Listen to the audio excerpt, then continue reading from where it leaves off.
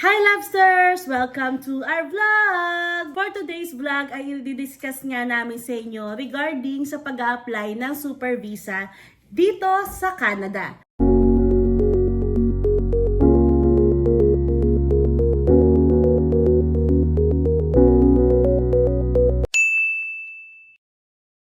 Here's my sister. This is Ate Joy. Ayan. So, say hi naman sa ating mga viewers. Hello! How are ya?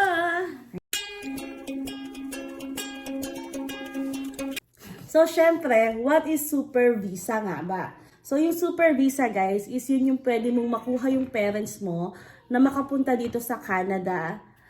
Pwede silang magstay for 5 years without returning to our home country. And pwede silang magkaroon ng 10 years multiple entry. Okay, sino nga ba yung mga eligible or who can apply to this kind of Super Visa? So, syempre, dapat may host ka na dapat ay apo mo or anak mo. Tulad ni ate, yung nanay at tatay niya, pwede niyang kunin as Super Visa.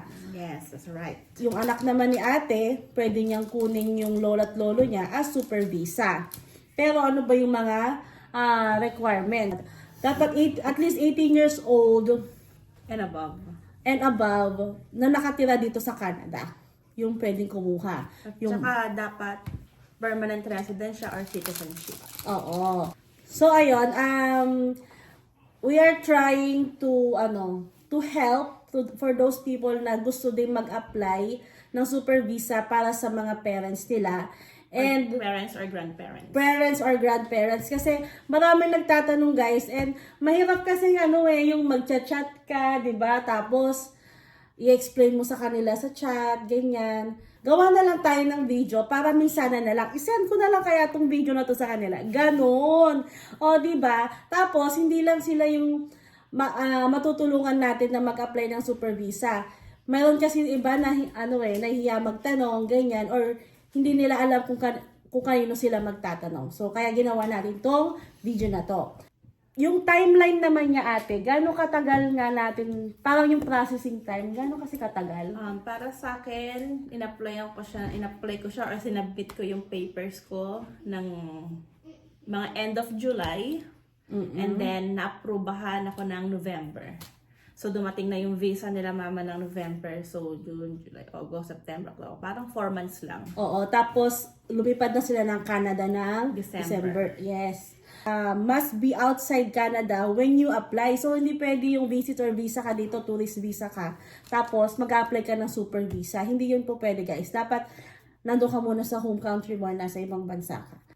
First step na gagawin mo is get an invite code and create an account or sign up. At magsa-sign up ka dun sa GK account or IRCC portal ng Canada. Ilalagay ko na lang yung link sa my description kung saan ka pwedeng gumawa ng GK account or ng IRCC account. Then, complete mo lang yung mga online form and upload documents. Ano ba yung mga complete form na yon? Actually, mga mga personal information like yung pangalan mo, saan ka nakatira, sinong mga magulang mo, sinong mga anak mo, ganyan, sinong asawa mo. Parang napaka-basic lang talaga, guys. Anong kulay ng buhok mo, anong kulay ng mata mo, parang mga ganun. Pag na-upload mo na yung mga documents mo, magbabayad ka na para dun sa application. Magkano ang application? $100 per person. Ayun. So, magbabayad ka through credit card. Dapat nakalagay doon sa credit card mo. Mastercard, American Express, Visa, JCB, and Union Pay.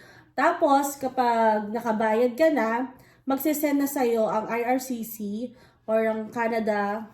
Ayun nga, yung Canada, basta yung IRCC yon.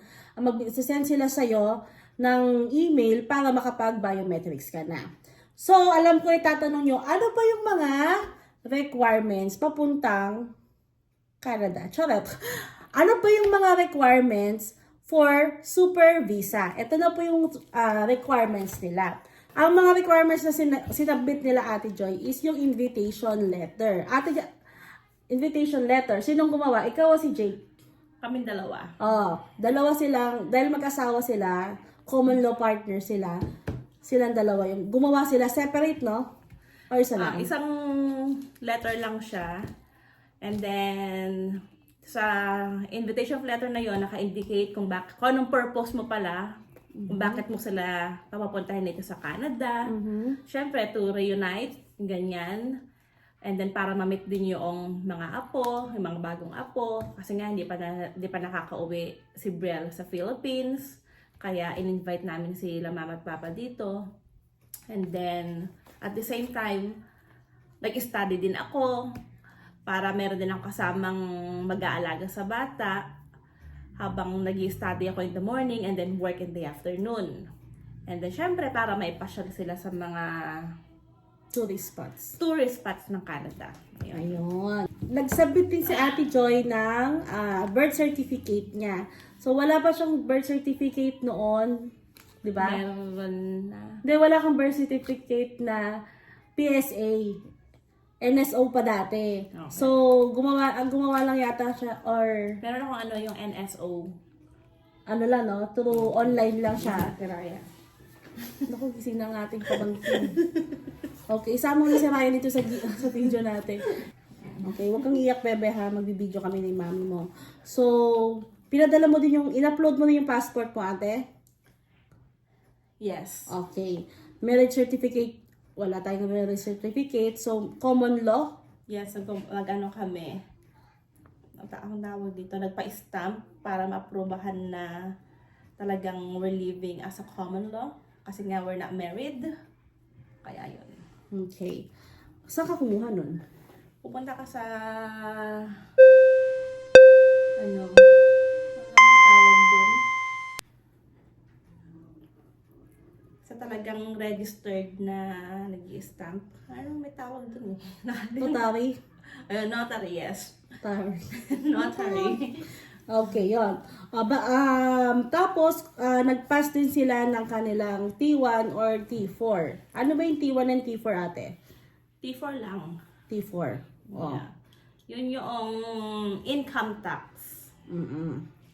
na ibibigay sa'yo ng company every year and then kailangan mo siyang i-file para malaman kung magkano yung annual mo. Tapos pag na-file na siya, magiging... Dali, wait. Yung T4 kasi, ang alam ko, makukuha mo yung sa employer mo, yearly nila binibigay yon. Syempre, yung ipapas mo is yung pinaka-latest. Ito yung hindi mo pa na-file na ano mo, annual salary mo from that company. For example, you have 2 jobs, so, kukunin mo yung ano na yon, yung T4 mo sa separate, ano na yon, sa separate job mo, di ba? Ganon. O, basta yon ha. So, yun yung T4. Hindi mo pa na-file. O, basta alin na ng mga, ano yan, mga Canadian yan, mga permanent resident dito. Yung T4. And nagpasa din sila ng bank of statement. Good for ilang months, ate? 3 months. 3 months. That one, paano ka nag-request ng bank statement mo, ate? Pwede nga pumunta sa bank mo talaga in person or you can download sa may apps or sa magla-login ka lang online. Kung ano yung bangko mo, ganun, no? Tapos, nagpasa din sila ng notice of assessment. Yun na yung yung na-file mo na yung tax mo, no? Yes. Oo. Resident card, pinasa mo rin yung resident card mo, ate? Yes, proof of Residence. Proof na isa siyang permanent resident or citizen. Tapos, mortgage document kung meron kayong bahay dito sa Canada or kung parang saan kayo nakatira, no? Yung address nyo. Proof of address siya, ang tawag. Oo, proof of address. Kunwari, kung naka-apartment ka, kuha ka sa office. Office ba? Hindi, ano lang siya. Parang billing. Yung sa mga billing, ano lang talaga, mga Billing address. lang. Oo, yun. Pwede ng yun. Pwede ng proof of the address. Tapos, letter of employment. Kumuha din sila ng letter of employment. Importante din yun. Oo. Tapos, payslip. At least 3 months. Pay stub. Yeah, that's correct. Oo. Employment insurance benefits statement. Kumuha ka ba? Ay, hindi na. Hindi na. Pero, hindi nagpasa si ate daw nito, pero isa din yan sa mga requirements kung ano yung coverage ng ano nyo, insurance yung mga host na kukuha dun sa parents or grandparents. Tapos, letter from the accountant confirming annual income if self-employed. So, ito yung mga, yun nga, self-employed ka. So, syempre, walang magbibigay sa'yo ng mga T4, ganyan. So, punta ka sa, sa licensed accountant para mabigyan ka ng annual income. Proof of other sources income. So, ano mo rin yun, i-upload mo rin yun. Kunwari, kung may mga pension ka, ganyan. Or disability, May mga, ba yun? May mga nakukuha yata yung mga disability. Chuchuchut, no? Ayun. So, yun yung mga requirements ng host. Mag-host sa'yo. Kung ikaw ay... Yung mag-i-invite sa... Yung mag-i-invite sa'yo. Ayun. Ang requirements naman ng parents or grandparents ay eto na po. Birth certificate. Siyempre yung PSA natin yan. NBI and police clearance. Passport. Medical and medical insurance. Yun po yung mga kailangan. Oo daw. Guys, ang suggestion namin sa inyo, kung magpa-process kayo ng super visa, ay magpa-schedule na kayo for medical. Yung medical. Oo, medical ng inyong mga grandparents or parents nyo sa Pilipinas. Ayan. So, syempre, kasi pa yan, scheduling pa yan. Minsan kasi ang daming nag-i-schedule ng mga magpapa-medical. Kunwari, magpapa-schedule ka next week. Walang available next week. So, maghintay ka pa ng 1 month para makapagpa-schedule. Oo. Pwede mo ipagawa yung medical before or after. Pwede. Hindi. Pwede ka magpagawa ng medical before or after magpasa nung ng application mo sa IRCC. Pero ang suggestion ko is maganda magpa-medical ka na. Huwag mo nang hintayin yung request ng IRCC para tapos ka na. Ang hihintayin mo na lang is yung biometrics and yung waiting game. Okay? So, paano ba magpa-schedule ng medical? Ilalagay ko na lang din po dito sa my description natin yung link kung saan magpapa-schedule. Sa po yan, meron po tayo sa NHS Baguio, NHS alam ko meron din sa Cebu, tsaka St. Luke's sa Manila. Ayun. For medical insurance naman, dapat valid siya ng 1 year yung medical insurance na kukunin mo para sa parents or grandparents mo. Valid siya for 1 year from the date of entry ng parents or grandparents mo. Tapos, dapat must be fully paid, no? Yes. Hindi siya pwedeng installment. Nung nakaraan, siya, binago nila kaya fully paid. And then ngayon, binago na naman nila yung policy na pwede na namang installment. Oo. So, nung time namin is dapat fully paid. Kaya, pinuli paid ni ate. Ate, pwede matanong magkano yung insurance nila, mama? Binayaran ko sa parents ko is $2,000. Basics lang siya. Kasi nga, healthy naman yung parents ko. Kaya basic lang yung kinuha namin. Wala naman silang mga maintenance, mga ganyan. Kaya, 2,000, dalawa na sila doon. 2,000, parang $1,000 each. Oo. Dapat kasi ate, minimum $100,000 of emergency coverage. Tama. 100 na yun. Oo. I think 100 or 500 siya. Oo. 500,000. Dapat, nakapag-deposit ka ng installment, hindi pwede yung quotes lang ng, ng insurance. Kasi, minsan kasi ang insurance company, Raya, the table. At dito, minsan kasi nagbibigay sila ng quotes parang yun na yung insurance mo pero hindi naman pala bayad. So, malalaman ng Canada yan kung nabayaran mo o hindi, di ba? Dapat yung resibo talaga, yung receipt ang ibibigay sa'yo. Okay. So, yung information ng insurance mo, tapos yung receipt para, proof. Yung insurance mo nun ate, paano yung bayaran nun? Kunwari, nabayaran mo na siya ngayon. Start na ba yung yung insurance nila? Hindi pa. Kasi mag-i-start lang siya kung kailan talaga sila magla-land dito sa Canada.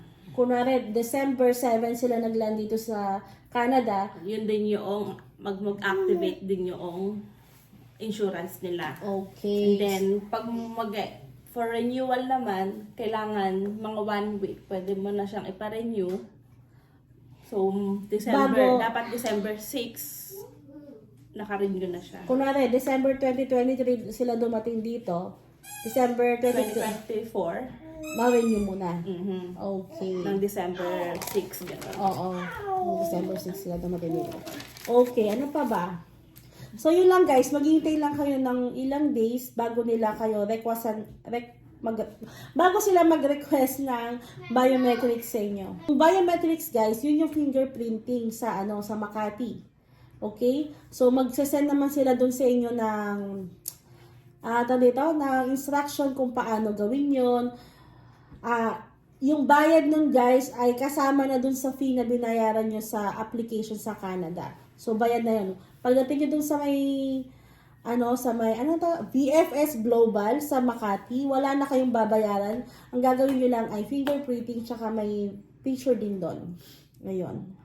Tapos, after ng biometrics, guys, ano naman ang next? Ha? Sorry? After ng biometrics, ano naman ang next? Waiting game na po. Waiting game na ba? Yes, waiting game na. Yun na po yung dasal na ma-approve na yung visa ng parents or nyo, Ayaw nga, tama. grandparents nyo. Yes, nakalimutan na natin. Alam nyo ba, dumating yung yung approval ng visa ng parents namin sa mismong birthday ni ate. So, napakasaya namin nun. Oo, no? Kasi parang gift na, ayan na yung visa. Ayun. So, guys, hindi ko rin nasabi yung kung kailangan ba ng proof of funds ng parents. Hindi naman. Hindi na kailangan kasi nga, yung host or nag-invite sa'yo, ang number 1 na kailangan magpakita ng proof of fund. Oo. Kasi nga, kaya kailangan yon, kaya kailangan ng proof dahil, syempre, pa nagpunta yung parents mo dito, paano mo sila susuportahan? Kailangan mo patunayan sa government na kaya mo suportahan yung parents mo while nandito sila sa Canada. Kaya yun yung number 1. Pero sabay sila naman mga parents, hindi na nila kailangan ng proof of fund. Ayun. So sila mama, wala silang pinakita. Wala. Proof of funds. Ni 5 guys, wala Ni 5 talaga. wala. Kasi wala sila. Wala din ako kami. Ayun, ganun lang guys. So, good luck po sa mga mag-a-apply ng super visa. Sundin nyo lang po yung process ng application and for sure. Tsaka yung mga requirements talagang importante dyan pag na-complete yung mga requirements. Yan. Talagang ma-approve yan. Oo. Hindi mo na kailangan maghanap ng agency or Yes. consultation. Gagastos ka lang ng malaki. Yes. Oo, kasi magkano Kasi din yun? nagastos ko lang sa pag-apply kila mama, hindi DIY na yan. Ako lang nag-apply, kami lang. Is 300 plus lang po. Silang dalawa na. Oo. Ay, ito pa pala. Magkano? Kasama Okay, soon. 300 plus, di ba? Ang application nila mama. Kasama na ba dun yung medical nila? Ay, hindi pa. Oo. Siyempre sa medical, dahil mahal kasi talaga ang medical eh. Parang 10 or 11,000 per person. Oo, pesos yun Pesos. Pero yung 300 na sinasabi niya is Yun lang dollar. yung application lang yun. Yung $370, I think. Silang dalawa. Kando na kasi yung application fee at saka biometrics fee. Yes, oo. So, dalawa sila nun. Parang alam ko kayo $100 na nga lang yata per person. $100 naman talaga per person. Oo, bakit naging 300? Yung biometrics fee. May biometrics fee. Kasama na yun. So, ayun. So, ayun guys. Let's say 150 per person na lang pala yung application. Okay? Kasi nakita ko dun sa IRCC is $100. Siyempre, kailangan may passport talaga ang parents mo bago mag-apply. Yes, bago mag-apply. Ayan na. Dahil yung stamping kailangan dyan. Oo. Kaya nga sabi ko sa inyo, mag-ano na kayo, magpa-schedule na kayo ng mga documents. Kunwari, schedule nyo na kung schedule nyo na yung medical nila, schedule nyo na yung NBI nila, schedule nyo na rin yung police clearance nila. Ano pa ba? Yung mga ini-schedule. Yung birth certificate. Actually, para hindi na mahirapan sila nanay, tatay, pwede namang online kumuha. I-deliver na yan sa bahay nyo, guys. Ayun. Tapos, yung sa passport nyo, guys, kung may expired na siya ng, within 3 years or mas maganda, pa-renew nyo na yung passport nyo para pag tinatakan, di ba 10 years na ngayon per, yung passport, at least 10 years na talaga yun. Hindi na kayo ulit magpaparesta para Hindi nyo kailangan umuwi ng Philippines para magpagawa ng passport. At least matatakan talaga ng up to 10 years yung passport ninyo. Kasi for now, pwede sila mag-stay ng 5 years na tuloy-tuloy dito sa Canada. And then, kung gusto nila mag-extend, mag-a-apply lang for 2 years. A total of 7 years na yun. Ayun. Kung gusto naman nila, uwi muna sila ng Pilipinas, tapos balik sila ng Canada. Ayun. Yun lang, guys. Thank you for watching! Di ba, bebe? Ayun. Sana talaga ay ma-approve din yung mga, mga application nyo. Pagpipray natin yan. Lahat ng manonood dito, ma-approve ang application. Ayun. Kung meron pa kayong mga katanungan, guys, comment down below lang kasi sasagutin natin yan. Okay? Yun lang po. Thank you. Bye.